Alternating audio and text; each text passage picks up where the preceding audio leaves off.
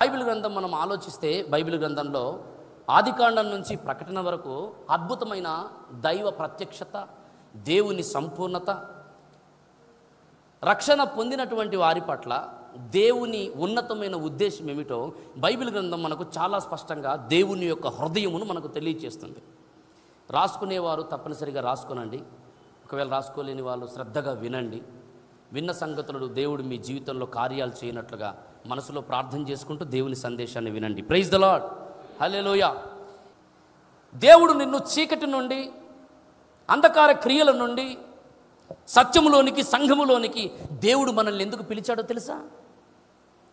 తన కొరకు ఏర్పరచబడి ఈ లోకంలో ఆయన మహిమార్థమై జీవించి ఆయన కొరకు ఫలించాలన్నది దేవుని యొక్క ముందస్తు ప్రణాళిక. మీరు ఆదికాండం 1వ అధ్యాయం 26 నుండి 29 వచనాల వరకు గమనిస్తే ఆదాము పట్ల దేవుని యొక్క ఉద్దేశం ఏమిటో పరిశుద్ధాత్మ దేవుడు చాలా స్పష్టంగా తెలియజేశాడు లేఖనంలో. ఆదాము ఒక యవ్వనస్తుడే. ఆదాము అనగానే 6000 సంవత్సరాలు మన హృదయంలోనికి వస్తాయి కనుక ఆదాము చాలా వృద్ధుడు, చాలా పెద్దవాడు అనుకుంటాం. కానీ ఆదాము సృజించబడ్డ సమయంలో అతని వయసు ఒక నిండు యవ్వనస్తుడు ఎలాగైతే ఉంటాడో అదే వయస్సు కలిగినటువంటి వాడు ఆదాము. చిన్నోనిగా సృష్టించలేదు దేవుడు, ముసలోనిగా సృష్టించలేదు. ఒక యవ్వనస్తునిగా ఆదామును సృష్టించాడు దేవుడు. హల్లెలూయా. యవ్వనస్తునిగా సృష్టించాడు.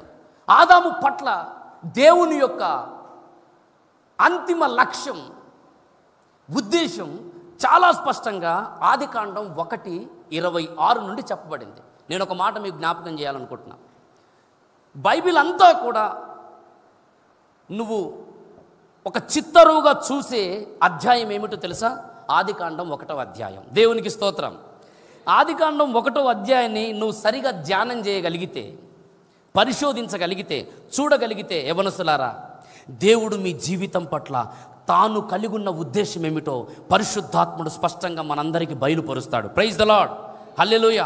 ఈ సంగతులను నేను నేర్చుకున్నప్పుడు ఏం చెయ్యాలో కూడా నాకు అర్థం కాలేదు. ఎంత గొప్ప ప్రణాళిక ప్రభువు మా పట్ల ఏదో మందిరానికి వచ్చి 2 పాటలు పాడి స్తోత్రం హల్లెలూయా అని చెప్పి ప్రైజ్ లార్డ్ అన్న, ప్రైజ్ లార్డ్ అక్క అని చెప్పి వెళ్ళిపోవటం కాదు దేవుని ప్రణాళిక నీ పట్ల, నా పట్ల. దేవుడు అందుకు కాదు ఈ అద్భుతమైనటువంటి ఆవరణమును దేవుడు మనకిచ్చింది. ఆయన యొక్క చిత్తము యొక్క ఫుల్ఫిల్నెస్ నీ జీవితంలో సంపూర్ణంగా అనుసరించి, అనుభవించి అనేకులకు సాక్షార్థముగా కనపరచబడటం కోసమే దేవుడు మనల్ని పిలుచుకున్నాడు.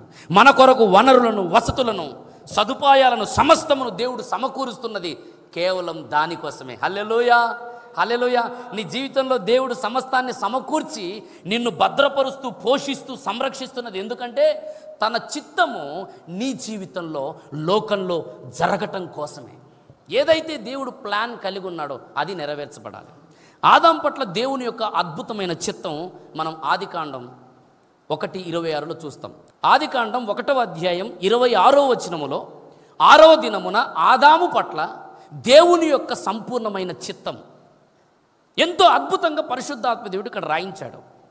కానీ ఒక విచిత్రం ఏమిటో తెలుసా? ఆదికాండం 1వ అధ్యాయం 26వ వచనం, 6వ దినమున ఆదాము పట్ల దేవుని యొక్క ఉన్నతమైన ప్రణాళిక ఆదికాండం 3వ అధ్యాయం 6వ వచనంకి వచ్చేసరికి ఏమైపోయింది? ఆదికాండం 1వ అధ్యాయం 26వ వచనంలో ఆదాము సమస్తము మీద ఒక ఏలికగా ఉన్నాడు. అన్నిటి మీద ఆదాము ఒక ఏలిక.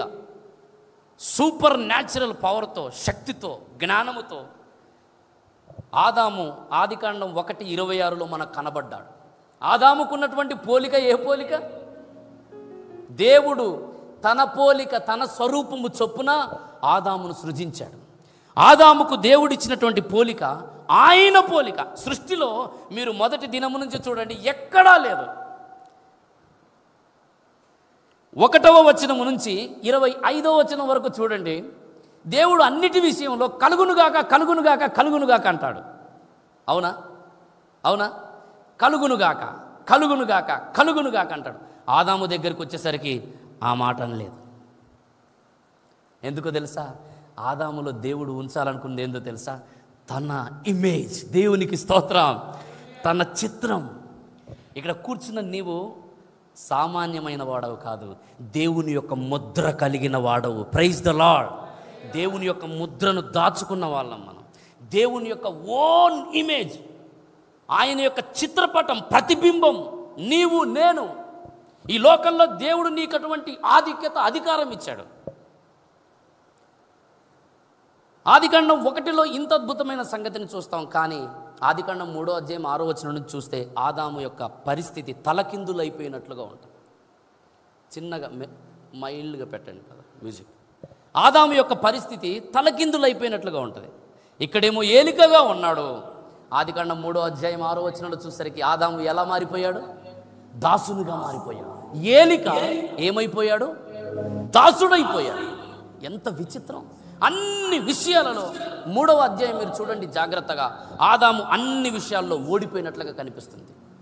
శపించబడ్డ పరిస్థితులు ఆదాము చేసిన అతిక్రమమును బట్టి, హవ్వ చేసిన అతిక్రమమును బట్టి. పిల్లరా, 1:26లో దేవుడు తన పోలిక తన స్వరూపం ఆదాముకిస్తే ఆదాము అతిక్రమించుట ద్వారా దాసుడైపోయాడు. అంతేకాదు 5వ అధ్యాయం ఆదికాండం 3వ వచనం చూడండి. అందరూ బైబిల్ చూడండి దయచేసి. ఆదికాండం 3వ అధ్యాయం 5వ అధ్యాయం 3వ వచనం. ఆదాము 130 ఏళ్ళు బ్రతికి తన పోలికగా తన స్వరూపమున కుమారులను కుమార్తెలను కన్నాడంట. 1:26లో ఆదాము పోలిక ఏమిటి? దేవుని పోలిక, దేవుని స్వరూపం. కానీ 3 తర్వాత, ఆదికాండం 3 తర్వాత ఆదాము ఎవరి పోలిక, ఎవరి స్వరూపంతో కంటున్నాడు? తన పోలిక, తన స్వరూపం. సమస్తం నష్ట పరిస్థితుల్లోనికి వెళ్ళిపోయింది సమస్త సృష్టి. కానీ దేవునికి స్తోత్రం, హల్లెలూయా. బైబిల్ గ్రంథంలో ఒక మాట రాయబడి ఉంది. దేవుని యొక్క చరిత్ర అంతా, ఈ మాట మీరు జ్ఞాపకం చేసుకోండి, శ్రద్ధగా వినండి. దేవుని యొక్క విశ్వ చరిత్ర అంతా కూడా 2 ఆదాముల చుట్టూ పరిభ్రమిస్తుంది. నేనేం చెప్పాను? దేవుని యొక్క విశ్వ చరిత్ర అంతా కూడా 2 ఆదాముల చుట్టూ పరిభ్రమిస్తుంది. ఇక్కడ మనకు ఆదికాండం 1:26లో ఒక ఆదాము కనబడ్డాడు. మట్టి నుండి తీయబడినటువంటి ఆదాము ఆయన నుండి సమస్తము నష్టమైపోయింది. దేవుడు మనుషుల పట్ల ఏ ప్లాన్ అయితే కలిగి ఉన్నాడో, నీ పట్ల, నా పట్ల దేవుని ఉన్నతమైన ఉద్దేశం ఏదైతే ఉందో అది పూర్తిగా నష్టములోనికి వెళ్ళిపోయింది. కానీ కొరింథీయులకు రాసిన పత్రిక 15వ అధ్యాయం 45వ వాక్యం చూడండి. కొరింథీయులకు రాసిన మొదటి పత్రిక 15వ అధ్యాయం 45 చూడండి. ఇందు విషయమై ఆదామును మొదటి మనుష్యుడు జీవించు ప్రాణి ఆయనని వ్రాయబడి ఉన్నది. కడపటి ఆదాము జీవింపచేయు ఆత్మ. ఇక్కడ 2 ఆదాములు కనబడుతున్నారు. మొదటి ఆదాము, ఇంకొక ఆదాము ఉన్నాడంట. ఏ ఆదాము ఆయన? ఈ మొదటి ఆదాము ఎవరు? ఆదికాండం 1:26లో మట్టి చేత సృష్టించబడినటువంటి మొదటి ఆదాము ఆయన. ఇప్పుడు ఆయన మొదటి ఆదాము అయితే కొరింథీ పత్రిక 15:45లో 2వ ఆదాము అని చెప్పాలి. కానీ యేసుక్రీస్తు దగ్గరికి వచ్చేసరికి ఏ ఆదాము అంటున్నాడు? కడపటి, అంటే ఆయన తర్వాత ఇంకెవరు లేరు అని అర్థం. దేవునికి స్తోత్రం. కడపటి ఆదాము వచ్చి నీ జీవితంలో, నా జీవితంలో చేసిన కార్యం ఏంటంటే, ఏదేదైతే నీవు నేను ఆదికాండం 1:26లో దేవుడిచ్చిన వాగ్దానములన్నిటికీ దూరం అయిపోయామో, కడపటి ఆదామైన యేసుక్రీస్తు మన కొరకు ఈ లోకమునకు వచ్చి వాటన్నిటిని తిరిగి నువ్వు పొందేటట్లు కృపనిస్తున్నాడు. దేవునికి స్తోత్రం. దాసునిగా ఉన్నటువంటి నిన్ను ఏలికగా చేస్తున్నాడు. అధికారం పోగొట్టుకున్నటువంటి నీకు అధికారం ఇస్తున్నాడు. మత్తయి సువార్త 10వ అధ్యాయంలో శిష్యులను పిలిచి ప్రభు అదే ఇస్తాడు. సమస్తమైన వాటి మీద మీకు అధికారం ఇచ్చేస్తున్నాను అన్నాడు. ఏదేదైతే పోగొట్టుకున్నాడో మానవుడు, దేవుడు మానవునికి తిరిగి దానిని అనుగ్రహించుటకు కడపటి ఆదాముగా ఈ లోకానికి వచ్చాడు. ప్రియులారా, నేను ఇక్కడ ఒక మాట మీకు చెప్పాలి. ఆదికాండం 1వ అధ్యాయము 26వ వచనం, 6వ దినమున ఆదాము పొందినటువంటి ఆ అద్భుతమైన దీవెన మనం పొందాలంటే మన జీవితంలో దేవుడు చేసే రక్షణ సంకల్పములలోని ఘట్టములను మనం అనుభవించాలి. మీరు చూడండి, ఆదికాండం 1వ అధ్యాయము 26వ వచనం. అంతేకాదు ఆదికాండం 2వ అధ్యాయం 1వ వచనం. ఇక్కడ దేవుని యొక్క 7 దినముల సృష్టి కార్యం మనం చూస్తున్నాం. 7 దినముల సృష్టి కార్యం, 7 దినముల సృష్టి కార్యం. 7 దినముల సృష్టి కార్యములో దేవుడు జరిగించిన ప్రతి దిన కార్యం మన జీవితంలో దేవుడు జరిగించాలని ఆశపడుతున్నాడు. 7వ దినం ఏం జరిగింది? 7వ దినం ఏం జరిగింది? ఆదికాండం 2వ అధ్యాయం 1వ వచనం చూస్తే 7వ దినమున దేవుడు ఏం చేశాడు? విశ్రమించాడు.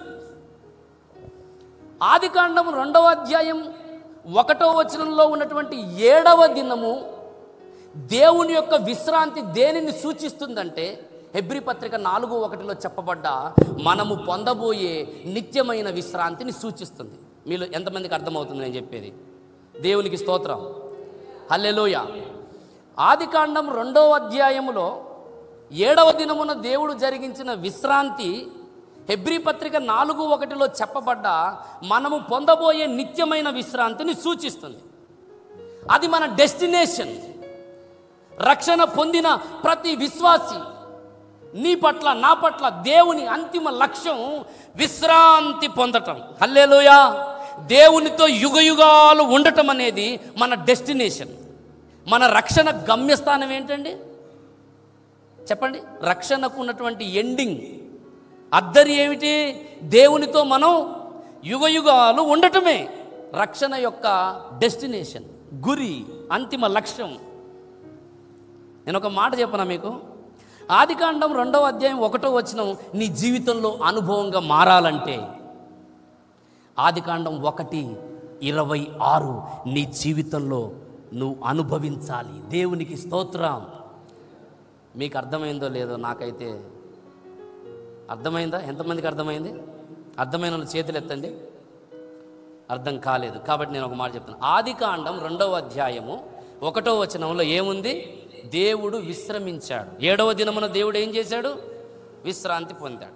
ఆ విశ్రాంతి మనకు లేఖనాల వెలుగులో దేన్ని సూచిస్తుందంటే, రక్షణ పొందినటువంటి మనమందరం మరణించిన తరువాత ఉండబోయే నిత్య విశ్రాంతిని సూచిస్తుంది.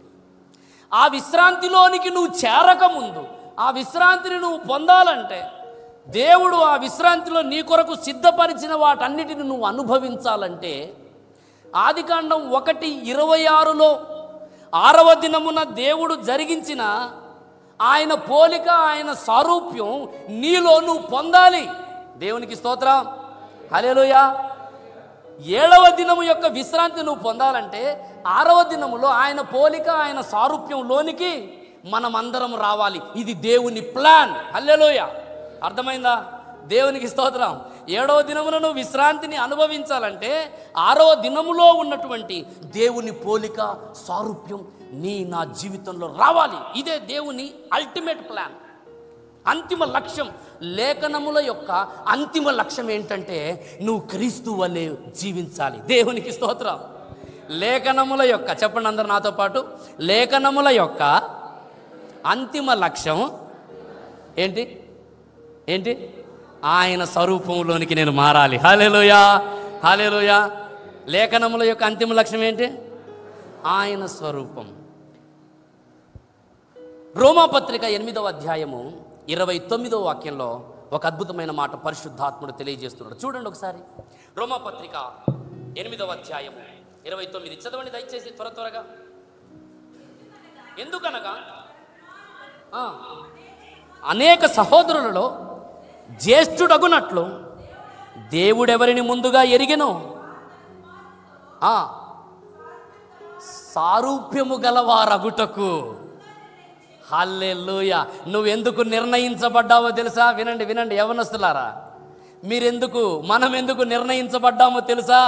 తన కుమారుని సారూప్యము గలవారమగుటకు. పక్క వాళ్ళతో చెప్పండి, నువ్వు రక్షణలోనికి ఎందుకు వచ్చావో తెలుసా? యేసయ్య రూపంలోనికి మార్చబడటానికి. ప్రైజ్ ది లార్డ్, హల్లెలూయా. చెప్పండి చెప్పండి పక్క వాళ్ళతో, నువ్వు రక్షణలోనికి ఎందుకు వచ్చావో తెలుసా? యేసయ్య రూపంలోనికి మారటానికి. హల్లెలూయా, హల్లెలూయా. చెప్పుకోండి, ఎందుకు వచ్చావు నువ్వు సంఘానికి? పాడుకొని ఆటలు పాటలు విని వెళ్ళిపోవడానికి కాదు. ఎందుకు వచ్చింది నువ్వు సంఘానికి? ఎందుకు దేవుడు నిన్ను ఇక్కడికి పిలిచాడు? నువ్వు ఒక యేసుక్రీస్తు వలె మారటానికి. దేవునికి స్తోత్రం. ఆరాధనలో కూర్చున్నప్పుడు దేవదూతలు ఒకవేళ వస్తే ఇక్కడ అందరినీ ఎలా చూడాలో తెలుసా? అమ్మ, ఎంతమంది యేసుక్రీస్తులు ఉన్నారు ఏందన్నట్లుగా అయిపోవాలి. దేవునికి స్తోత్రం. ఒక పాట ఉంది, సర్వచిత్తంబు నీదేనయ్యా అని. లాస్ట్ చరణం దాంట్లో మీకు గుర్తుందా? లాస్ట్ చరణం, అందరూ నాలో క్రీస్తుని చూడా, ఆత్మతో నింపి నడుపుము దేవా. అందరూ చెప్పండి నాతోటి, అందరూ నాలో క్రీస్తుని చూడా, ఆత్మతో నింపి నడుపుము దేవా, సర్వచిత్తంబు నీదేనయ్యా, సారే పైను మంటినయ్యా. దేవునికి స్తోత్రం. హల్లెలూయా. సారే పైన ఉన్నటువంటి ఈ మంటి పాత్రకును, సారే పైన ఉన్నటువంటి ఈ మంటి పాత్రకు రావాలనుకున్న రూపం ఏమిటంటే Jesus. Praise the Lord. Hallelujah. యేసు. అదే ఆయన ఆశ, అదే ఆయన అంతిమ లక్ష్యం. విశ్రాంతిలోనికి నువ్వు వెళ్ళబోయే ముందు ఈ లోకంలో యేసు రూపంలోనికి యవనస్తురాల నువ్వు మారాలి, నువ్వు రావాలి. నీ మాట, నీ నడవడిక, నీ ప్రవర్తన, నీ చూపు, నీ ఆలోచన, నువ్వు కూర్చోవటం, నువ్వు నడవటం, నువ్వేం చేసినా యేసుక్రీస్తు వలె. సెయింట్ ప్యాట్రిక్ అనే ఒక గొప్ప దైవజనుడు, ఆయన కూర్చున్నా, లేచినా, నడిచినా, ఏం చేసినా సరే Christ in me, Christ in me, Christ in me, Christ in me అంటుండేవాడు. క్రీస్తు నాలో ఉన్నాడు, క్రీస్తు నాలో ఉన్నాడు, క్రీస్తు నాలో ఉన్నాడు. ఆ మాట పదే పదే పదే పదే పలకటం వలన ఆయన ఎక్కడికి వెళ్తే అక్కడికి జనాలు ఏమనుకునే వాళ్ళు తెలుసా? యేసు ప్రభు వస్తున్నాడు అనేవాళ్ళంట. దేవునికి స్తోత్రం. హల్లెలూయా. యేసు ప్రభు వస్తున్నావు, యేసు ప్రభు వస్తున్నాడు, యేసు ప్రభు వస్తున్నాడు. నిజానికి ఆయన ఒక వ్యక్తి, కానీ ఆయన పలికే ఆ పదం ఆయనలో క్రీస్తును ప్రతిబింబించేటట్లు చేసింది. ఇది దేవుని ఉద్దేశం. లేఖనముల యొక్క అంతిమ లక్ష్యం. ఎఫెసీ పత్రిక 4:11 చూడండి దయచేసి. ఎఫెసీ పత్రిక 4:11. లేఖన పరిశోధన మీ హృదయాలలో నింపబడునుగాక. చూడండి, ఎఫెసీ పత్రిక 4:11 చదవండి. విశ్వాస విషయములో, దేవుని కుమారుని గూర్చిన జ్ఞానం విషయంలోను ఏకత్వము పొంది సంపూర్ణ పురుషులమగు వరకు, అనగా క్రీస్తునకు కలిగిన సమానమైన, అందరు నాతో పాటు చెప్పండి, అందరు నాతో పాటు చెప్పండి, తలలెత్తండి. క్రీస్తునకు కలిగిన సమానము. హల్లెలూయా. ఎక్కడ కూడా తేడా లేకుండా సమానము. క్రీస్తునకు కలిగిన సంపూర్ణతకు సమానమైన సంపూర్ణత గలవారమగు వరకు ఆయన నిన్ను విడిచిపెట్టడు. Praise the Lord. ఆయన నీ కొరకు ఇవన్నీ ఎందుకు చేస్తున్నాడంటే, ఎందుకు సమకూరుస్తున్నాడంటే, ఎందుకు నిన్ను ఆకర్షిస్తున్నాడంటే, ఎందుకు నిన్ను స్వస్థపరిచాడంటే, ఎందుకు నిన్ను బలపరిచాడంటే, ఎందుకు ప్రభు నీ కొరకు వనరులు ఇస్తున్నాడంటే, నువ్వు బలహీనంగా ఉన్నప్పుడు, కృంగిపోయినప్పుడు, అనారోగ్యంలో ఉన్నప్పుడు ఆయన నీ వెన్ను తట్టి ఎందుకు లేపి నిన్ను సాక్షార్థంగా వాడుకుంటున్నాడంటే ఆ రూపం రావాలి. దేవునికి స్తోత్రం. సమానమైన సంపూర్ణత. సంఘమును, సేవకులను, సువార్థికులను, అపోస్తులను, ప్రవక్తలను దేవుడు ఎందుకు ఇచ్చాడంటే పరిశుద్ధులు ఏం కావాలంట? 13వ వాక్యం ఉంది కదా, పరిశుద్ధులు సంపూర్ణులగున్నట్లు. పరిశుద్ధులు ఏం కావాలి? పరిశుద్ధుడుగానే ఉంటే కుదరదు. నువ్వు పరిశుద్ధపరచబడ్డావు యేసు రక్తం చేత. పరిశుద్ధుడా, నీవు సంపూర్ణుడివి కావాలి. ఏ సంపూర్ణత? క్రీస్తునకు కలిగిన సమానమైన సంపూర్ణత. దేవునికి స్తోత్రం. హల్లెలూయా, హల్లెలూయా. ప్రియులారా, ప్రభు యొక్క అల్టిమేట్ అంతిమ ఉద్దేశం అది. ఇక్కడ మీకు ఒక జ్ఞాపకం, మీకు ఒక మాట.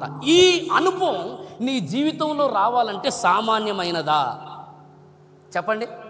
ఈ అనుభవం యేసయ్యలాగా మారాలి ఏంటి బ్రదరు? యేసయ్యలాగా మారాలంటే సామాన్యమైన విషయమా? ఏదో మందిరానికి వచ్చి 2 పాటలు పాడి స్తోత్రం హల్లెలూయా వందనాలక్క వందనాలన్న అదేదో పరిచర్య చేసుకుంటూ పోతే అయిపోద్ది అనుకున్నా, కానీ వాక్యం ఏంటి? యేసయ్యలాగా నేను మారాలని, ఆయనకు కలిగిన సమానమైన సంపూర్ణత నేను పొందాలని వాక్యం చెబుతుందా? యేసయ్యలాగా నేను మారాలనా? యేసయ్యలాగా నేను మారాలనా?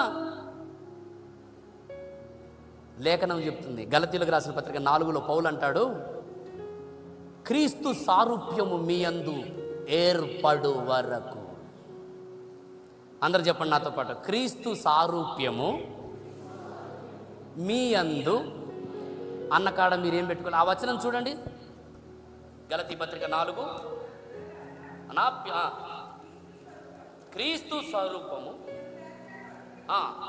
మీ విషయమై మరలా నాకు ప్రసవ వేదన కలుగుతుంది. మరలా ఏం ఏర్పడాలా? క్రీస్తు సారూప్యం. పొద్దున నిన్న రాత్రి నేను స్వరూపన్న మాట్లాడుకుంటుంటే, నేను ఏదైతే చెప్పాలనుకుంటున్నానో ఆయన అదే మాట్లాడుతున్నాడు నాతోటి. అన్న, ఇక్కడ ఉన్నటువంటి ఈ చేయాల్సిన పని అవుటర్ కోట్ అంతా అయిపోయింది. ఇదంతా దేవుడు ఎందుకు చేశాడంటే ఆయన రూపంలోనికి ప్రతి ఒక్కరిని మార్చడం కోసమే దేవుడు ఇదంతా తయారు చేశాడన్న. అంటే నాకు ఆశ్చర్యం అయిపోయింది. నా ప్రసంగం ఏమన్నా ఈయనకి లీక్ అయిందా లేకపోతే విన్నడా అనుకున్నాను నేను. నిజం, నేను రాత్రి చాలా షాక్ అయిపోయాను. దేవుడు ఏదైతే నా హృదయంలో పెట్టిండో ఈ యవ్వనస్తుల కూడికలో, యవ్వనస్తుల జీవితాలలో దేవుడు అదే ఆశిస్తున్నాడు. ఆమేన్. ఇద్దరు ముగ్గురు సాక్షుల మాట మీద స్థిరపరచబడుతుంది సమస్తం. ఆమేన్. మీరెంతో ధన్యులు. అటువంటి ఆశ కలిగినటువంటి ఒక నాయకుడిని మీరు కలిగి ఉన్నందుకు ప్రైజ్ ది లార్డ్. తిని పడుకొని హాయిగా కాలక్షేపం చేసే నాయకుడు కాదు, క్రీస్తు రూపంలోనికి నాకు అప్పగించబడ్డ ప్రజలు మార్చబడాలనే దాహము, ఆశ, కోరిక కలిగినటువంటి వ్యక్తుల ఛాతీలో మీరు పట్టబడ్డారంటే మీరెంతో ధన్యులు. దేవునికి స్తోత్రం, హల్లెలూయా. మీరెంతో ధన్యుడు. ఒకరోజు నిత్య విశ్రాంతిలోనికి మీరు వెళ్ళిన తర్వాత మీ కొరకు ప్రయాసపడినటువంటి వ్యక్తుల యొక్క ఆ సమర్పణ మీరు గ్రహించగలుగుతారు. ప్రైజ్ ది లార్డ్, హల్లెలూయా. ప్రియులారా, దేవుని యొక్క అంతిమ లక్ష్యం క్రీస్తు సారూప్యము మీ యందు ఏర్పడినట్లు. పౌలు ప్రసవ వేదన పడుతున్నాడు. బహుశా సహోదరుడు స్వరూప్ రాజన్న కూడా ఆయనకున్న వేదనలన్నీ తర్వాత, కానీ ఆయన మనసులో ఉన్న వేదన అయితే నాకు తెలిసి సంఘములో క్రీస్తు సారూప్యంలోనికి ప్రతి ఒక్కరు రావాలనే వేదన. హల్లెలూయా. ఈ వేదన కలిగి ఉన్నవాడే నిజమైన దైవజనుడు. ఆ వేదన ఉండాలి. డానియల్ రాజన్న కూడా అదే వేదన. ఆయన బ్రతికిన కాలంలో, మేము ఆయనతో ఉన్న కాలం చాలా తక్కువ సమయమే, కానీ ఆయన ఉన్న కాలం అంతట్లో కూడా ఆయన వేదన అంతా అదే. సంఘమును క్రీస్తు వలె మార్చాలా, క్రీస్తు రూపంలోనికి మార్చాలా. ఆయన పడుకునేవాడు కాదు, కూర్చునేవాడు కాదు, తినేవాడు కాదు. చెప్పాలి చెప్పాలి చెప్పాలి చెప్పాలి చెప్పాలి. దాహం, ఆకలి అదే ఆయనకి.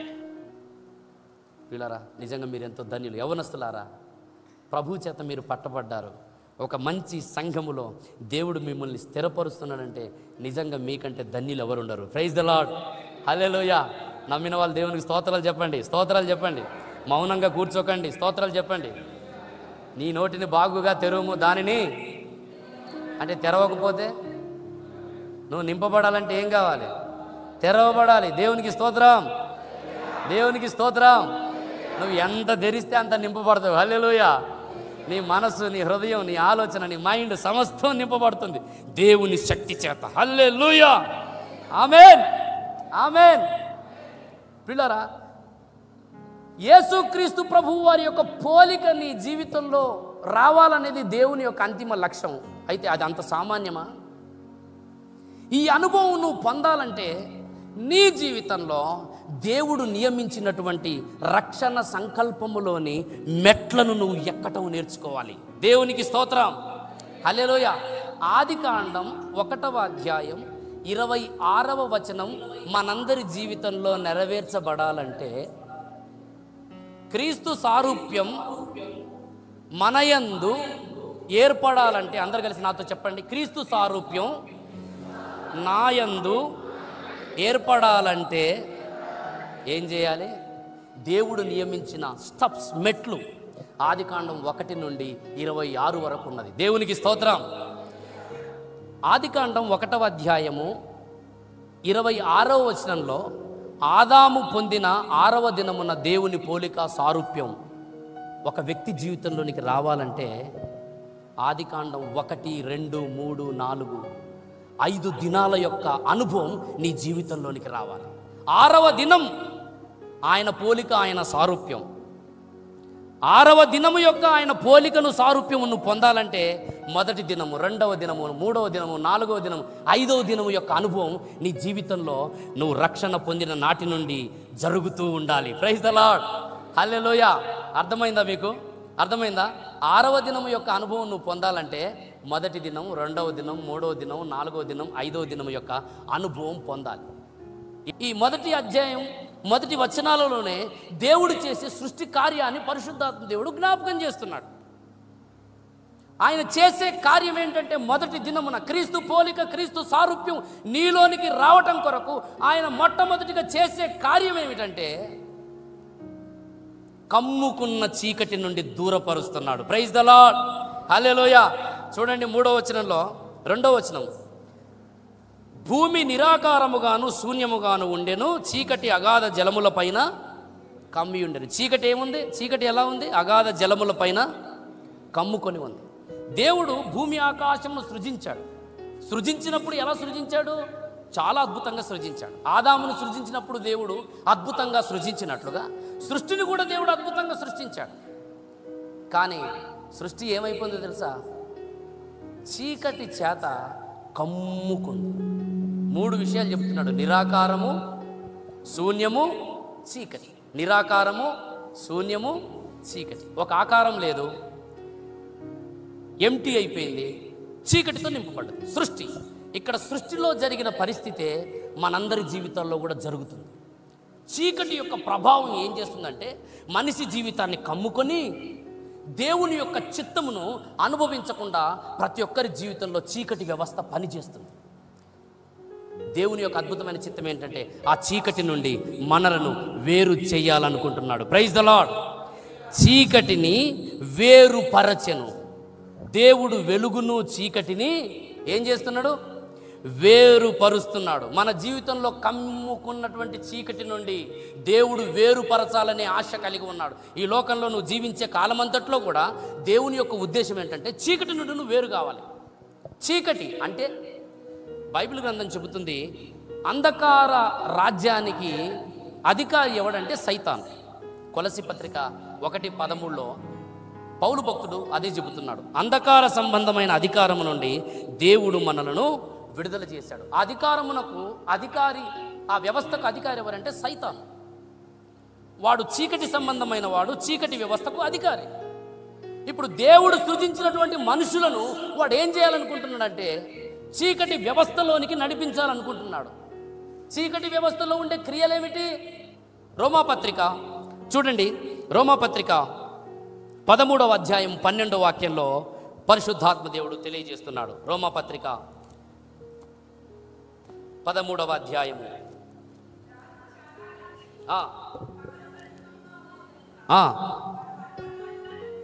అంధకార క్రియలను విసర్జించి,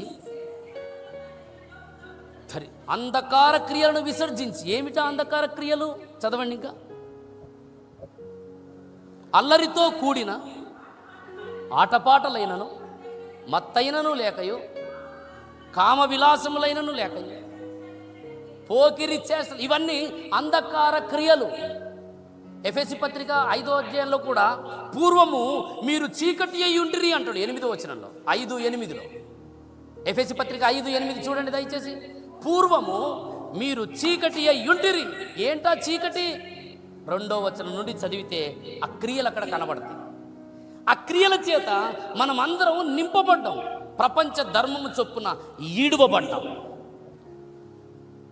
కానీ పరిశుద్ధాత్మ దేవుడు మనందరి జీవితాలలో ఏం చేయాలనుకుంటున్నో తెలుసా? యేసు క్రీస్తు ప్రభువు వారి యొక్క పోలిక మన జీవితంలోనికి రావటం కొరకు కమ్ముకున్న చీకటి నుండి ఆయన వేరు చేయాలనుకుంటున్నాడు. హల్లెలూయా, హల్లెలూయా. కమ్ముకున్న చీకటి నుండి వేరు చేయాలనుకుంటున్నాడు. చీకటి వ్యవస్థ నుండి, చీకటి క్రియల నుండి, చీకటి పనుల నుండి నువ్వు వేరు కాకపోతే క్రీస్తు సారూప్యములోనికి రాలేవు. మొదటి దినములో జరిగినటువంటి వేరు చేయబడే అనుభవం యవ్వనస్తుడా నీ జీవితంలో జరగాలి. చీకటితో మనకు పొత్తు లేదు. కొరింథీయులకు రాసిన పత్రికలో పౌలు అదే అంటాడు, వెలుగుకు చీకటికి పొత్తు లేదు. చీకటి వ్యవస్థతో, చీకటి విషయాలతో, చీకటి సహవాసాలతో నువ్వు జీవించడానికి వీల్లేదు. నువ్వు సంఘంలోనికి వచ్చిన తర్వాత కూడా వాక్యం వినొచ్చు, వాక్యాన్ని అనుసరించవచ్చు, ప్రార్థన చేయొచ్చు, పాటలు పాడొచ్చు, కానీ చీకటి మళ్ళీ నిన్ను కమ్ముకోవచ్చు కూడా. యేసు ప్రభు అదే అంటాడు యోహాను సువార్త 12వ అధ్యాయం, యోహాను సువార్త 12వ అధ్యాయం 35వ వాక్యంలో యేసు ప్రభు అంటాడు, ఒకసారి నువ్వు రక్షణ పొంది సంఘంలోనికి వచ్చావు, పరిశుద్ధమైన కార్యక్రమాలలో పాలు పొందుతున్నావు, అన్ని విషయాల్లో స్థిరంగా ఉన్నావు, చీకటి నుంచి వేరైపోయావు, కానీ మళ్ళా చీకటి కమ్ముకునే అవకాశం ఉంది. 35వ వచనం చూడండి, 12:35. అందుకు యేసు వెలుగు మీ మధ్య నుండును, చీకటి మిమ్మును కమ్ముకొనకుండునట్లు. ఈ రోజున ఎంతో మందిని మరలా చీకటి కమ్ముకుంటుంది. క్రీస్తు సారూప్యం నీ యందు ఏర్పడకుండానట్లుగా చీకటి అనేక రీతులుగా కొంతమందిని కమ్ముకుంటుంది. శరీర ఇచ్చలు విడిచి వచ్చినటువంటి బలహీనతలలోనికి ఎంతోమంది యవ్వనస్తులు మళ్ళా లాగబడుతున్నారు. ఎంతోమంది యవ్వనస్తులు తీర్మానాలు ప్రారంభంలో బలంగా చేస్తారు, కానీ మరలా లాగబడతారు. జనవరి 1వ తారీఖు బలమైన తీర్మానం చేస్తాడు, బలమైన తీర్మానాలు చేస్తారు. దేవుని కోసం ఈసారి చాలా జాగ్రత్తగా ఉండాలని, పరిశుద్ధంగా ఉండాలని, ప్రార్థించాలని, ఏ పాపం చేయకూడదని, ఏది చూడకూడదని. ఈ రోజున చీకటి వ్యవస్థ యవ్వనస్తులను ఎంత దారుణంగా లాగుతుందంటే, ఏదో ఒక రకంగా నువ్వు క్రీస్తు సారూప్యంలోనికి మార్చబడకుండానట్లుగా, ఈ సత్యం నీకు అర్థం కాకుండా సాతాను సెల్ ఫోన్ల ద్వారా ఆకర్షిస్తూ ఉంటాడు. ఈరోజున ఎంతమంది సెల్ ఫోన్లకు బానిసలైపోయారో యవ్వనస్తులు, ఎంతోమంది. నాకు తెలిసిన ఒక సహోదరుడు, సాతాను ఎంత భయంకరుడో తెలుసంటే, చిన్నదాంతో ప్రారంభిస్తాడు, నీ జీవితాన్ని పెద్ద గొయ్యిలో వేస్తాడు. దాంట్లో సెల్ ఫోనే కావచ్చు. అది ఇక్కడ కూర్చున్న మీలో ఎంతమంది సెల్ ఫోన్కు అడిక్ట్ అయి ఉన్నారో నాకు తెలియదు. నీ జీవితంలో క్రీస్తు సారూప్యం నీకు రాకుండా సాతాను పెట్టినటువంటి ఒక ఆయుధం నీ చేతిలోనే ఉంది, జాగ్రత్త. అంధకార సంబంధమైన అధికారం నీ జీవితంలోనికి రావటం కోసం నీ చేతిలోనే ఉండొచ్చేమో బహుశా. కొన్నిసార్లు కొంతమంది అంటారు, అన్న నేను ప్రార్థన చేయలేకపోతున్నా, వాక్యం చదవలేకపోతున్నా. ఎందుకురా బాబు, ఎందుకు, ఏమైంది, బాగానే ఉన్నావు కదంటే. నాకున్న ఫోన్ కూడా నేను ఏం చేసినా తెలుసా, నేలకు కొట్టి పగలు కొట్టాను. నాకు అప్పుడు అర్థమైంది, ప్రార్థన చేయట్లేదు, వాక్యం చదవట్లేదు, అసలు దేవుని కోసం జీవించలేకపోతున్నా అంటూ నా ఫోన్ నేను నేలకేసి పగలు కొట్టాను. నాకు అప్పుడు అర్థమైపోయింది, అంటే ఈ ఫోన్ ఏం చేస్తుంది, దేవుని కొరకు జీవించకుండా అతని జీవితాన్ని పూర్తిగా స్వాధీనపరచుకుంటుంది.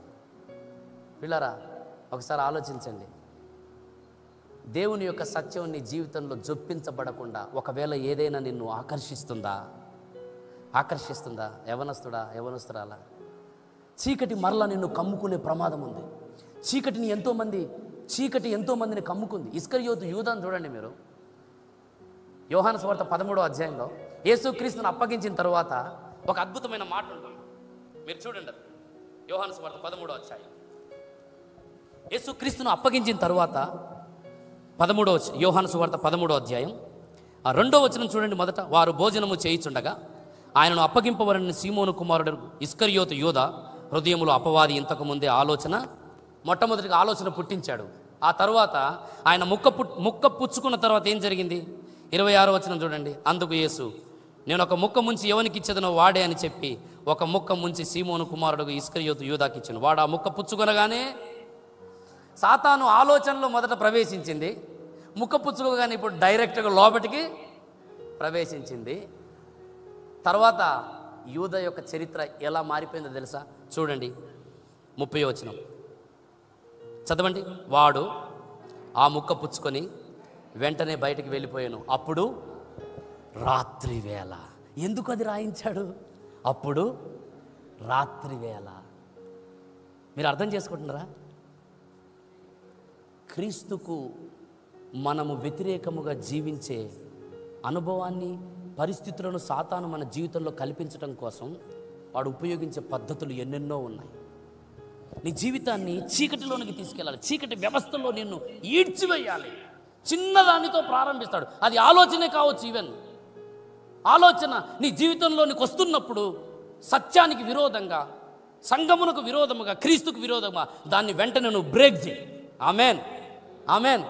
నిన్నేదైనా పరిశుద్ధత నుండి దూరం చేయడానికి ఏదైనా పని చేస్తున్నప్పుడు నువ్వు గ్రహించు, ఇది చీకటి వ్యవస్థ యొక్క క్రియ.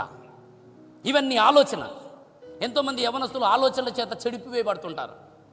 దేవుని కోసం బలమైన తీర్మానాలు చేస్తారు, కానీ ఆలోచన కొన్నిసార్లు తొందర చేసి ఐక విచారాల చేత, కొన్ని వ్యవహారాల చేత, పరిస్థితుల చేత అణిచివేయబడి మరలా చీకటి కమ్ముకునే పరిస్థితుల్లోనికి వెళ్ళిపోతారు. ప్రియ యవనస్తుడా, యవనస్తురాలా, నీ జీవితంలో ఏది కమ్ముకుంటుంది? పరిశుద్ధాత్మ శక్తి మనల్ని కమ్ముకొనుగాక. మొదటి దినమున దేవుడు క్రీస్తు సారూప్యంలోనికి మనల్ని మార్చబట్టడం కోసం చీకటిని వేరు చేయాలనుకుంటున్నాడు. చీకటితో నువ్వు సహవాసం చేయటానికి వీలు లేదు. చాలామంది వెలుగులో నడుచుతున్నామని అనుకుంటారు, కానీ ఇంకా చీకటిలోనే ఉన్నారు. యోహాన్ అదే అంటాడు. మొదటి పత్రిక, యోహాన్ రాసిన మొదటి పత్రిక చూడండి దయచేసి. యోహాన్ రాసిన మొదటి పత్రిక 1వ అధ్యాయం 6వ వాక్యం, 2వ అధ్యాయం 9వ వాక్యం చదవండి దయచేసి. మొదటి యోహాను పత్రిక, యోహాన్ రాసిన చెప్పుకొని చీకటిలో నడిచిన ఎడల సహవాసము గలవారమని చెప్పుకుంటూ కొంతమంది చీకటిలో నడుస్తున్నారు. ప్రియులారా, కొంతమంది ఆయనతో సహవాసము గలవారమని చెప్పుకుంటూ ఎక్కడ నడుస్తున్నారు? వీళ్ళు చెప్పుకునేదేమో సహవాసం మేము ఉన్నాం. ఎక్కడున్నాం? సహవాసంలో ఉన్నాం, ప్రార్థనలో ఉన్నాం, చర్చిలో ఉన్నాం, సంఘానికి వెళ్తున్నాం, చెప్పుకునేది. కానీ నడిచేది ఎక్కడ? చీకట్లో. ప్రియ సోదరి సోదరుడా, నీ నడక ఏ దిశగా వెళ్తుందో ఒకసారి ఆలోచించుకో. చీకటి వైపుకు వెళ్తుందా? చీకటి ఛాయలలోనికి వెళ్తుందా? చీకటి మార్గాలలోనికి వెళ్తుందా? 2:9 చీకటి అంటే ఏమన్నాడు అక్కడ చూడండి. 2:9 తన సహోదరుని ద్వేషించువాడు. దేశము కూడా చీకటి యొక్క ప్రభావమే, నువ్వెప్పుడు మర్చిపోవద్దు. అందుకే సంఘంలో మనం సహోదరుని ద్వేషించడం అనేది చాలా ప్రమాదకరమైనటువంటి పని. ఎటువంటి వ్యక్తినైనా ద్వేషించటం, దేశం అనేది ఒక చీకటి వ్యవస్థ యొక్క క్రియ. ఇదంతా మన జీవితంలో నుండి యేసు నామమున దూరమైపోనుగాక. హల్లెలూయా. క్రీస్తు పోలిక, ఆయన రూపం మనలోనికి రావటం కొరకు మనము నడుచుచున్న ప్రతి చీకటి ఛాయలు యేసు నామమున వెళ్ళిపోవునుగాక. ఆమేన్. నీ ముందుకు వచ్చినప్పుడు చీకటితో నువ్వు ఇదే మాట్లాడాలి. ఏ చీకటి క్రియ, ఏ చీకటి ఆలోచన, యేసు నామమున పో. పో అంటే పోతుందా లేదండి? పోదా? ఆదికాండం 1వ అధ్యాయంలో 3వ వచనంలో దేవుడు ఏమన్నాడు? చీకటిని వేరు చేశాడు, వెలుగు కమ్మని పలుకగా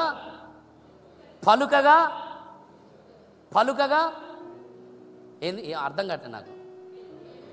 పలుకగా కలిగేను అనండి. పలుకగా కలిగేను.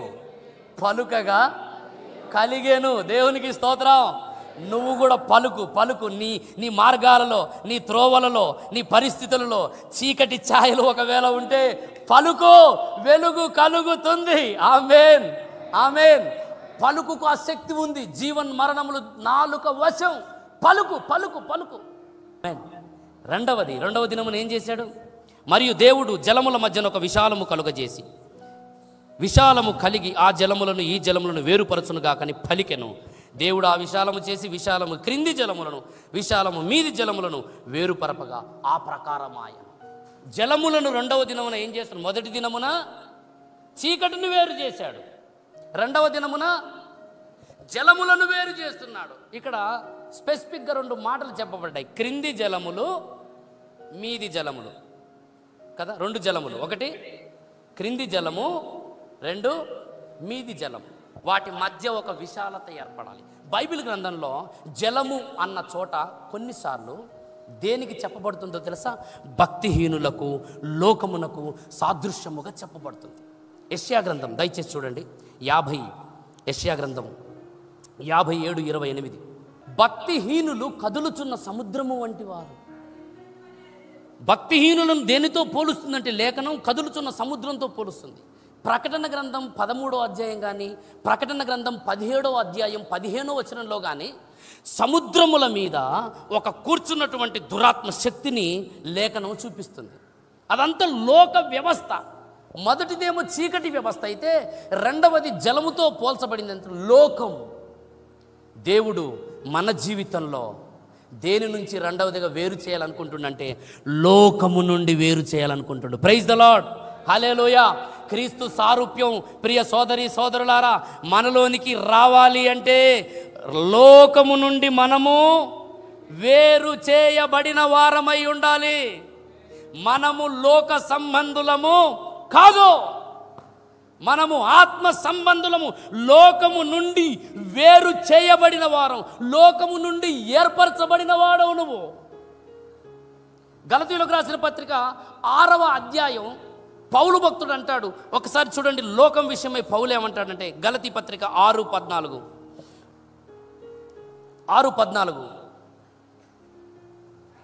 అయితే సిలువయందు తప్ప మరి దేని యందును అతిశయించను.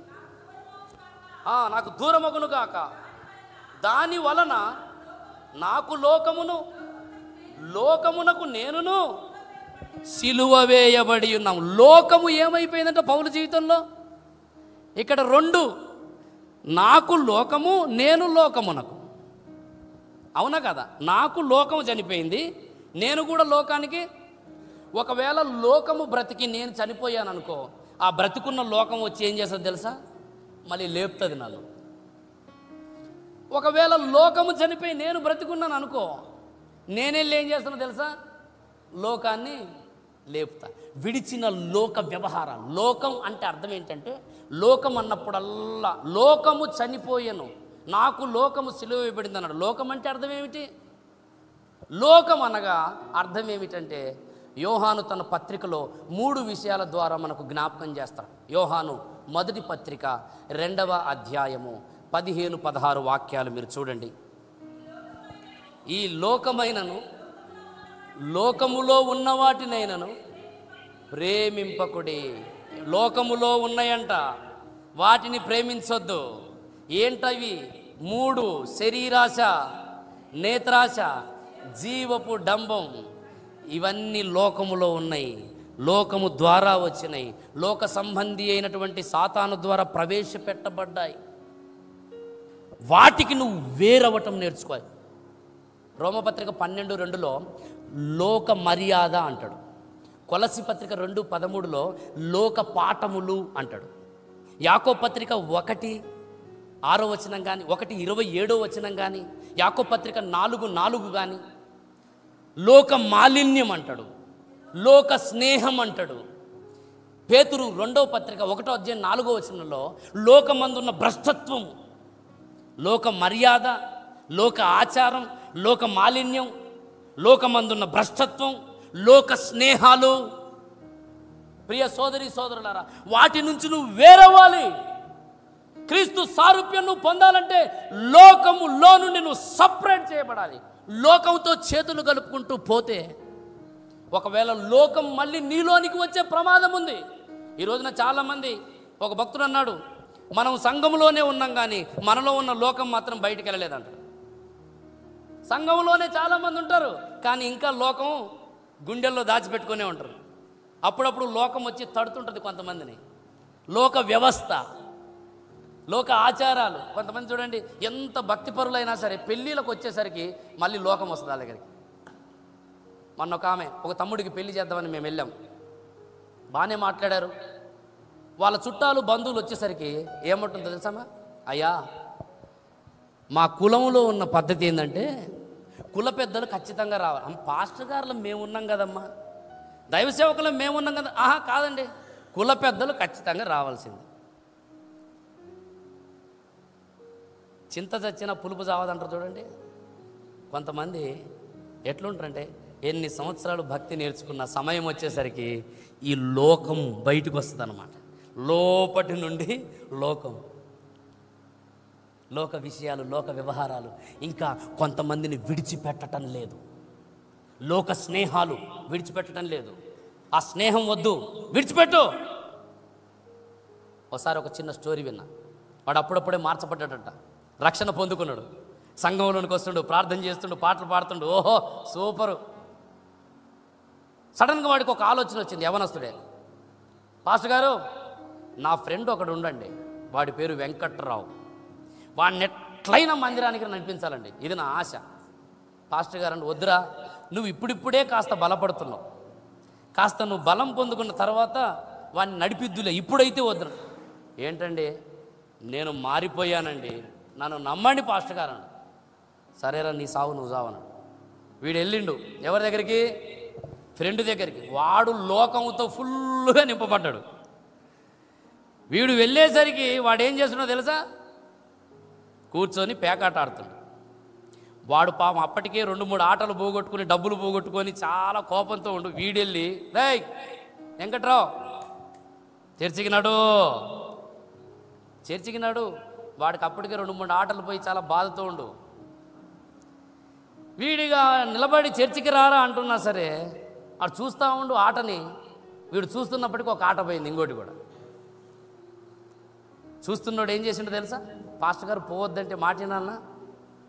యవనస్తులారా, మీ సేవకులు ఏదైనా మాట చెబితే వెంటనే లోబడండి, ఎదురు తిరక్కండి, అది మీకు ధన్యత. పాస్టర్ గారు చెప్తే వినలే. వీడు వెళ్ళి ఆ ఆట చూస్తూ ఉంటే కూడా అప్పటికి 2 ఆటలు పోయినాయి. వీడు ఏం చేసిండో తెలుసా? ఆడ నుంచి రావాలన్నా, రేయ్ నువ్వు లేరా అంటే వీడు కూడా ఇంతకుముందు ఆ ఆట అనుభవం కలిగినోడు అనమాట. నువ్వు లేరాదే, ఆడరాదు పాడరాదని వీడెళ్ళి కూర్చోడు. వద్దురా అంటే వినడా? అది చూసి వీడెళ్ళి కూర్చొని జీవితం పాడు చేసుకో. యవనస్తులారా, కొన్ని స్నేహాలు విడిచిపెట్టండి, కొన్ని సహవాసాలను విడిచిపెట్టండి. కొంతమందితో మీరు ఉండటానికి ఇష్టపడకండి, వారిని క్రీస్తు కొరకు పట్టుకోవడానికి ప్రయత్నం చేయండి. వారి వ్యవహారాలతో మీరు ముడిపెట్టుకోకండి. ఒకవేళ ఉంటే నీ భద్రత కొన్నిసార్లు దాటిపోవచ్చేమో, నువ్వు మరలా బలహీనతల్లోనికి వెళ్ళిపోవచ్చేమో. ఎంతోమందిని లోకం పట్టుకుంది, ఆకర్షించింది. ఎంతోమంది భక్తి భావాలలో పెరిగి కూడా దూరమైపోయారు.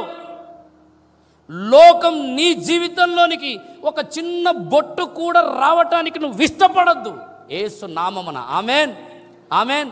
ఏ మార్గంలోనైనా నాలోనికి లోకం రాకుండా ఉండునుగాక. అది నీ తీర్మానమై ఉండాలి. లోక స్నేహం నాకొద్దు, లోక పాటలు నాకొద్దు, లోక వ్యవహారాలు నాకొద్దు, లోక సహవాసాలు నాకొద్దు, లోక క్రియలు నాకొద్దు. వాటి నుంచి నేను వేరు చేయబడిన వాడను. అపోస్తల కార్యం 2వ అధ్యాయంలో పేతురు ఏమంటాడంటే, మూర్ఖులకు ఈ తరము వారికి మీరు వేరై రక్షణ పొందండి. క్రీస్తు సారూప్యం నీ జీవితంలో అనుభవించాలంటే లోకమునకు వేరు. ఎప్పుడైతే చీకటి వేరు చేయబడి లోకం వేరు చేయబడి ఉంటుందో, 3వ దినమున దేవుడు మన జీవితంలో ఆశించేది ఏంటో తెలుసా? 3వ దినమున ఏం జరిగింది? చూడండి, ఆదికాండం 1వ అధ్యాయం 9 నుండి 13 వచనాల వరకు చూస్తే 3వ దినమున జరిగినది ఏమిటంటే, అక్కడ మనం చూస్తే దేవుడు ఆకాశము క్రిందనున్న జలములలో ఒక చోట కూర్చబడి ఆరిన నేల కనబడునుగా అని పలుకగా, 3వ దినమున దేవుడు ఆశించేది ఏంటంటే, మొదటి 2 దినములు వేరు చేశాడు, కానీ 3వ దినమున దేవుడు ఏం ఆశిస్తాడో తెలుసా? కనబడును అంటున్నాడు. కనబడాలి. వేరు చేయబడిన నీలో ఏం కనబడాలి? నీవు వేరు చేయబడ్డవాడవనడానికి, నువ్వు ప్రత్యేకించబడ్డవాడవనడానికి నీవు కనపరిచే ఫలములే రుజువు. నువ్వు వేరు చేయబడ్డవనడానికి ఫలములు కనబడాలి. వేరు చేయబడినటువంటి మన జీవితాలలో దేవుడు కనబడాలని ఆశిస్తున్నాడు. ఏం కనబడాలి? ఫలములు కనబడాలి. దేవుడు అన్నాడు, ఆరిన నేల కనబడునుగాక. చెప్పండి అందరూ, ఆరిన నేల. అందరూ చెప్పండి, ఆరిన నేల. అంటే అంతకుముందు ఆ నేలంతా దేంతో నింపబడ్డది? జలములతో నింపబడ్డది. ఇప్పుడు ఫలించుటకు కావలసిన భూభాగం ఏమిటంటే ఆరిపోయిన నేల కావాలి. దేవునికి స్తోత్రం. నువ్వు దేవుని కొరకు ఒక ఆరిన నేలగా ఈ లోకంలో జీవించాలి. దేవునికి స్తోత్రం. జలములు నాలో ఏమి ఉండకూడదు, అవన్నీ ఆరిపోవాలి. ఫలభరితమైన జీవితం నువ్వు దేవుని కోసం అనుభవించాలంటే ఆరిన నేల దేవునికి అవసరమై ఉంది. ఈ ఏలూరు పట్టణంలో ఆరిన నేలలుగా మీరు మార్చబడుదురుగాక. ఆమేన్. అంతవరకు ఏవేవో వచ్చింది ఈ నేలలోకి. సినిమాలు వచ్చాయి, షికార్లు వచ్చాయి, అల్లరితో కూడిన ఆటపాటలు వచ్చాయి, చెడు సహవాసాలు వచ్చాయి, వ్యవహారాలు వచ్చాయి. ఇప్పుడు ఈ నేల ఆరిపోయిన నేల. దేని కొరకు ఈ నేల? ఫలములు ఫలించుటకు. దేవునికి స్తోత్రం. మీరు చూడండి, అక్కడ ఒక మాట మీరు చూడండి, 11వ వచనంలో, దేవుడు గడ్డిని విత్తనములు ఇచ్చు చెట్లను భూమి మీద తమ తమ జాతి ప్రకారము తమలో విత్తనములు గల ఫలమిచ్చు వృక్షములు మొలిపించునుగాక అన్నాడు. భూమికి, ఆరిన నేలకు ఆజ్ఞాపించాడు. ఆరిన నేలకు దేవుడిచ్చిన ఆజ్ఞ ఏమిటంటే ఫలించుట. ఫలభరితమైన జీవితం నీ జీవితంలో రావడానికి రహస్యం ఏంటంటే విత్తనము కావాలి. దానికి విత్తనములు గల ఫలవృక్షం. ఫలించుటకు మూలమేమిటి? విత్తనం. విత్తనం అంటే అర్థం ఏమిటి? దేవుని వాక్యం. దేవుని వాక్యం ఎవరిలోనైతే సమృద్ధిగా ఉంటుందో వారు దేవుని కొరకు ఫలిస్తారు. ప్రియ సోదరి సోదరులారా, దేవుని వాక్యంతో నింపబడటానికి ప్రయత్నం చేయండి. వాక్యము మీలో ఎంత నిలిచి ఉంటే అంతగా మీరు జయ జీవితాన్ని కలిగి ఉంటారు. యోహాను పత్రిక 2వ అధ్యాయం 15వ వచనంలో యోహాను భక్తుడు అంటాడు, యవ్వనస్తులారా మీరు బలవంతులు, దేవుని వాక్యం మీ యందు నిలచుచున్నది గనుక మీరు దుష్టుని జయించి ఉన్నారు. దేవుని వాక్యం మీ యందు నిలవాలి.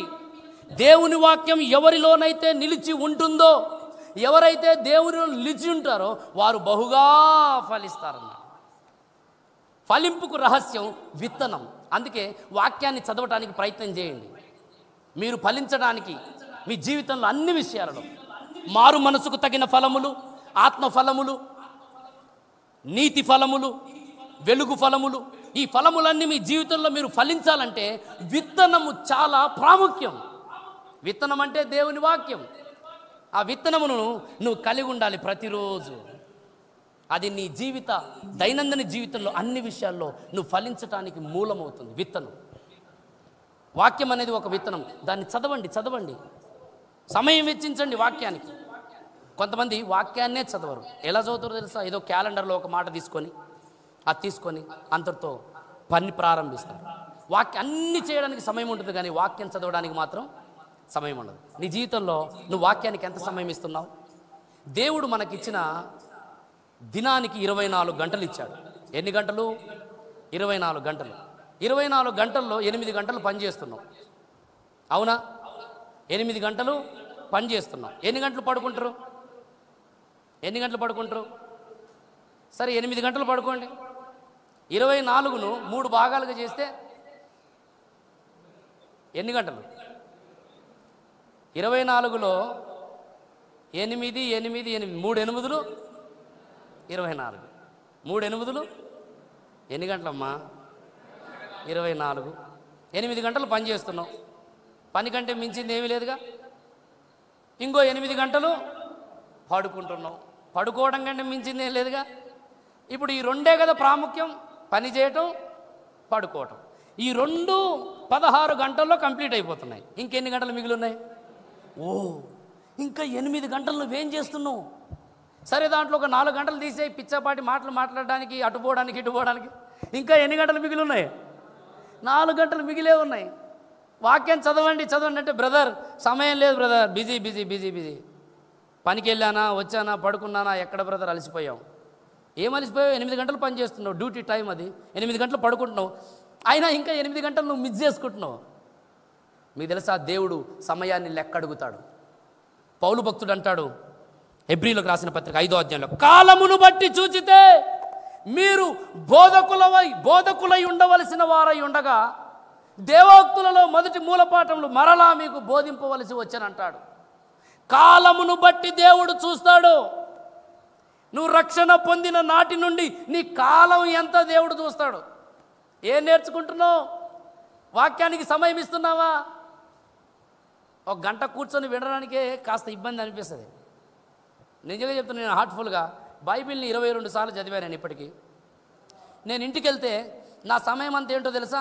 కనీసం ఒక గవర్నమెంట్ ఎంప్లాయీ 8 గంటలు డ్యూటీ చేసినట్టుగా దేవుని సన్నిధిలో యథార్థంగా చెప్తున్నా, నేను అంతకంటే ఎక్కువగా దేవుని వాక్యాన్ని ధ్యానం చేస్తా. యవనస్తులారా, అది మీ విత్తనం. దేవునికి స్తోత్రం. మీ జీవితం ఫలభరితంగా మారాలంటే ఆ విత్తనం మీలో పడాలి ప్రతి దినం. హల్లెలూయా. నువ్వు ఎంత వేసుకుంటే అంత ఫలభరితం నీ జీవితం.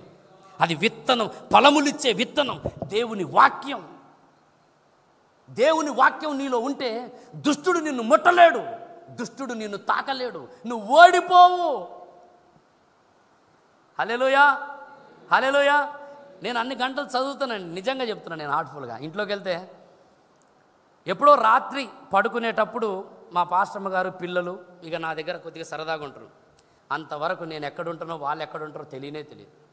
నేను ఊర్లలోకి వచ్చిన అనుకో, అసలు ఫోనే ఉండదు. ఎక్కడికి పోయావు, ఏం చేస్తున్నావు, ఎప్పుడు వస్తావు అని ఏముండదు. ఎందుకో తెలుసా? నేను ఎలాగైతే ఉంటున్నా ఇంట్లో వాళ్ళు కూడా అలాగే ఉంటారు. దేవునికి స్తోత్రం. నాకే ప్రాబ్లం లేదు. ప్రియులారా, యవ్వనస్తులారా, వాక్యంతో సమయం గడపండి. మీకున్న సమయాన్ని వ్యర్థం చేసుకోకండి. మీరు బలంగా తీర్మానం చేసుకోండి. దేవా, నాకు ఇచ్చిన దినాలు ఇప్పటికే ఎన్నో వ్యర్థమైపోయినాయి. ఇప్పటికే ఎంతో సమయం వ్యర్థమైపోయింది. ఎంతో పోగొట్టుకున్నా. నేను ఎన్నో వ్యవహారాల్లో పడి, పనుల్లో పడి సమయాన్నంతా పోగొట్టుకున్నా. నేను ఫలించడానికి అనువైన నీ వాక్యాన్ని విస్మరిస్తున్నా. అనేక కార్యకలాపాల్లో పడిపోయా. ప్రభువా, నన్ను క్షమించు. నీ వాక్యాన్ని చదివే సమయం నాకు దయచేయి నాయన. సమయాన్ని సద్వినియోగం చేసుకోవడానికి కృప దయచేయి. యవ్వనస్తులారా, మనం జీవించే దినములు ఎటువంటియో తెలుసా? పౌలు భక్తుడు ఎఫెసీ పత్రిక 5వ అధ్యాయం 16-17 వాక్యాల్లో అంటాడు, దినములు చెడ్డవి, దినములు చెడ్డవి. పరిశుద్ధంగా జీవించడానికి కూడా సాధ్యపడని దినములు, ఫలించడానికి కూడా అనువైన దినములు కావివి. దినములు చెడ్డవి అయినటువంటి రోజుల్లో ఉన్నాం. వాక్యాన్ని చదవండి, సమయమును పోనివ్వకండి. నువ్వు ఫలించాలి, ఫలించాలి. ఒక చెట్టును ఒక యజమానుడు నాటితే ఆ చెట్టు నుండి యజమానుడు ఆశించేది ఏంటండి? చెప్పండి. మీ ఇంట్లో ఒక చెట్టును నాటారు. కొన్ని చెట్లు కర్రల కోసం ఉంటాయి, కొన్ని చెట్లు ఆకుల కోసం ఉంటాయి, కొన్ని చెట్లు మాత్రం ఫలాల కోసమే ఉంటాయి.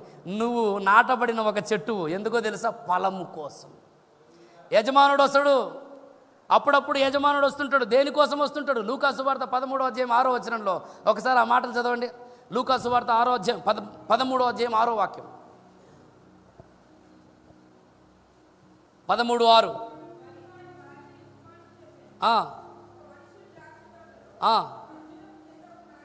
నాటబడి ఉండెను.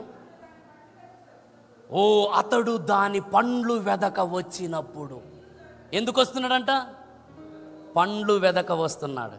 మారు మనసుకు తగిన ఫలములు వెదక వస్తాడు ప్రభు. నీతి ఫలములు వెదక వస్తాడు, ఆత్మ ఫలములు వెదక వస్తాడు. వచ్చినప్పుడు ఒకవేళ ఏమి దొరకకపోతే ఏమంటాడు తెలుసా? ఏమంటాడు చెప్పండి మీరే. ఏమంటాడు? దీని వలన ఏల ఈ భూమి వ్యర్థమైపోవలను, దీనిని తీసి పారవేయ్. దీని స్థలంలో ఇంకొక చెట్టు నాటితే బాగుండు.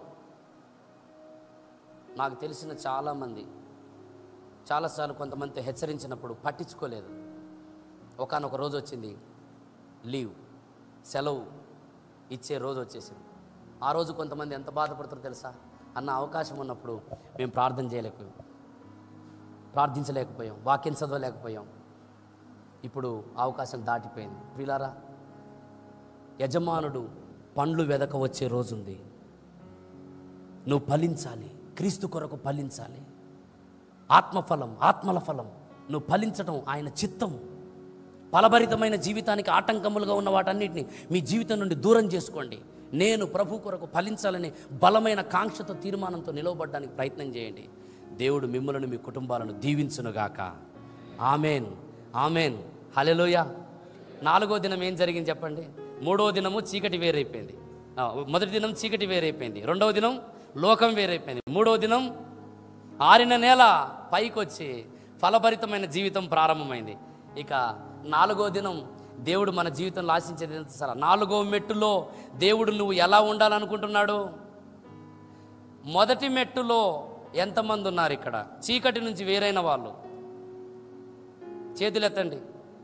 మొదటి మెట్టులో నేనున్న బ్రదర్, నిజంగా చీకటి నాకు వేరైపోయింది. అంతేనా? మీలో చీకటి ఉందా ఇంకా? 2వ మెట్టు, 3వ మెట్టు. కొన్నిసార్లు కొంతమంది మొదట మెట్టులోనే ఉంటారు, ఇంకా 2వ మెట్టులోకి రారు, 3వ మెట్టులోకి రారు. ఇక ఈ మెట్లు ఎక్కకపోతే నువ్వు 4వ మెట్టు ఎప్పుడు ఎక్కుతావు? 4వ మెట్టులో ఏముందో తెలుసా? ఏముందండి? వెలుగిచ్చుటకై ఆకాశమందు జ్యోతులు. దేవునికి స్తోత్రం. 4వ మెట్టులో వెలిగిచ్చే అనుభవం. వెలిగిచ్చుట అనేది దేనికి సాదృశ్యం అంటే క్రీస్తు కొరకు సాక్షార్థమై జీవించటం.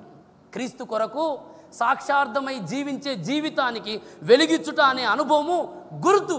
న్యాయాధిపతుల గ్రంథం 5వ అధ్యాయంలో ఈ 4వ మెట్టు దగ్గరికి వచ్చేసరికి ప్రతి వ్యక్తి జీవితం ఎలా ఉంటుందో తెలుసా? దేవుని కోసం సాక్షార్థమై జీవిస్తాడు. షద్రక్, మెషక్, అబేద్నెగోలు బబులోను రాజ్యంలో ఉన్నట్టుగా, నెబుకద్నెజరు ఇందును గురించి ప్రత్యుత్తరం ఇచ్చుటకు మాకు చింత లేదని 3 యవనస్తులు చెప్పినట్టుగా 4వ మెట్టులో నువ్వు దేవుని కోసం నిలవబడాలి. నువ్వు పిలువబడింది ఎందుకో తెలుసా? దేవుని కోసం, లోకమందు వెలిగిచ్చుట కోసమే నువ్వు పిలువబడ్డావు. సవాలు చేసే వాడవుగా నువ్వు మార్చబడాలి. రాజుతో 3 యవనస్తులు అంటాడు. 3 యవనస్తులు ఇందును గూర్చి ప్రత్యుత్తరం ఇచ్చుటకు మాకు చింత లేదు. ఎందుకో తెలుసా? వారు 4వ మెట్టు యొక్క అనుభవంలో ఉన్నారు. మొదటి మెట్టు కాదు, 2 అవన్నీ దూరం అయిపోయినాయి ఎప్పుడో. మొదటి మెట్టు దాటారు, 2వ మెట్టు దాటారు, 3వ మెట్టు ఎక్కారు. ఇప్పుడు ఎక్కడికి వచ్చి 4వ మెట్టు. 4వ మెట్టులో ఏమంటారు? వెలిగిచ్చుట. దేవునికి స్తోత్రం. ఆకాశమందు ఈ జ్యోతులు ఎలాగైతే వెలిగిస్తున్నాయో భూమి మీద, ఈ లోకమందు చీకటిమయమైనటువంటి లోకములో నీవు వెలిగిచ్చే దీపస్తంభం. దేవునికి స్తోత్రం. నేను ఎవరినో తెలుసా? మనం అనుకోవాలి, నేను లోకమందు వెలిగించుటకు ఒక దీపస్తంభం అయి ఉన్నాను. చెప్పండి అందరూ, నేను చీకటి గల లోకమందు వెలిగించుటకు ఒక దీపస్తంభం అయి ఉన్నాను. మత్తయి సువార్త 5:14లో యేసు ప్రభు ఏమంటాడు? మీరు లోకమునకు, చెప్పండి, మీరు లోకమునకు వెలుగై ఉన్నారా? మరి మీరు వెలుగు ఫలం ఏమిటో ఎఫెసీ పత్రికలో చెప్పబడింది.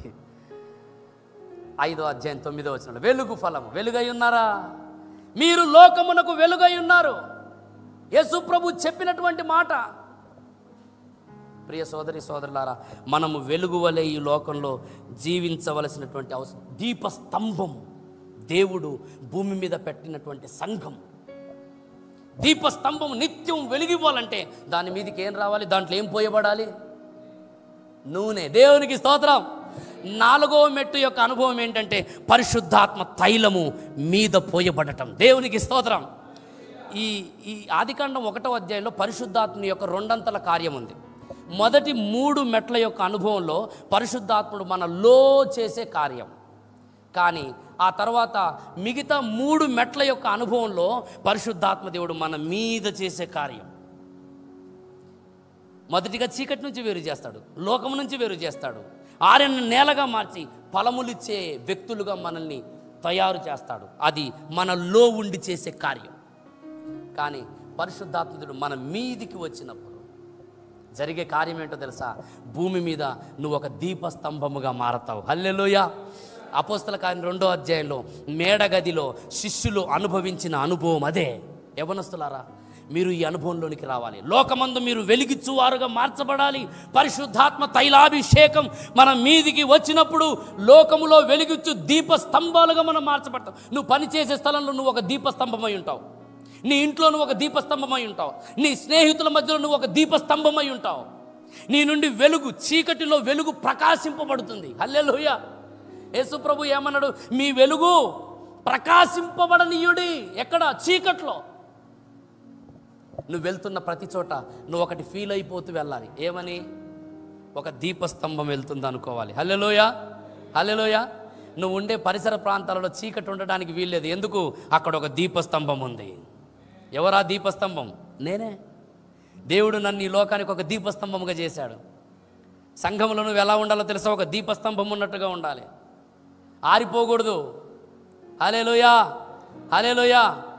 జ్యోతులను చేసినట్టుగా దేవుడు నిన్ను నన్ను భూమి మీద జ్యోతిగా చేశాడు. ఆమేన్, ఆమేన్. దానియేలు గ్రంథంలో చెప్పబడింది, ఎవరైతే అనేకులను ఆయన వైపుకు త్రిప్పుతారో వారు ఆకాశమందు జ్యోతుల వలె. న్యాయాధిపతుల గ్రంథం 5వ అధ్యాయం ఒక మాట చూడండి. న్యాయాధిపతుల గ్రంథం 5వ అధ్యాయం, న్యాయాధిపతుల గ్రంథం 5వ అధ్యాయము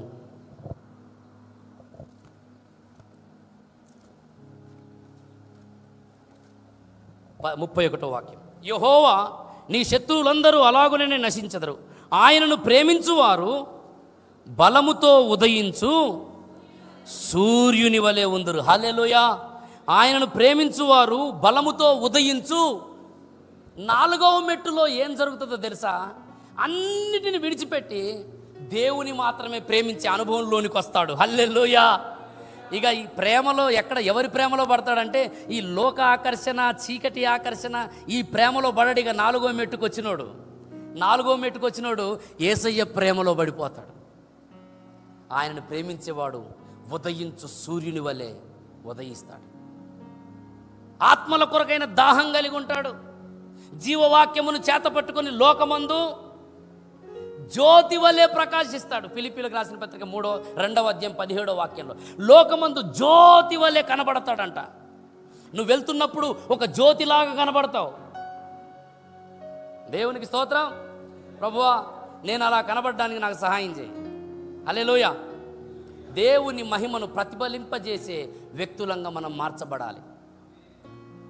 ఇలా చంద్రబింబము ఓలే నీదు ప్రతిబింబము నేనై, ఇలా చంద్రబింబము ఓలే నీదు ప్రతిబింబము నేనై, జగమందు నీదు మహిమన్ వెన్నెలగా వెదజల్లా, జగమందు నీదు మహిమన్ వెన్నెలగా వెదజల్లా, బలవంతుడైన దేవా బలమీయుమయ్యా, బలవంతుడైన దేవా బలమీయుమయ్యా, వెలుగైన దేవ నన్ను వెలిగించుమయ్యా, వెలుగైన దేవ నన్ను వెలిగించుమయ్యా, ఓ నీతి సూర్యుడా నా జీవనాదుడా.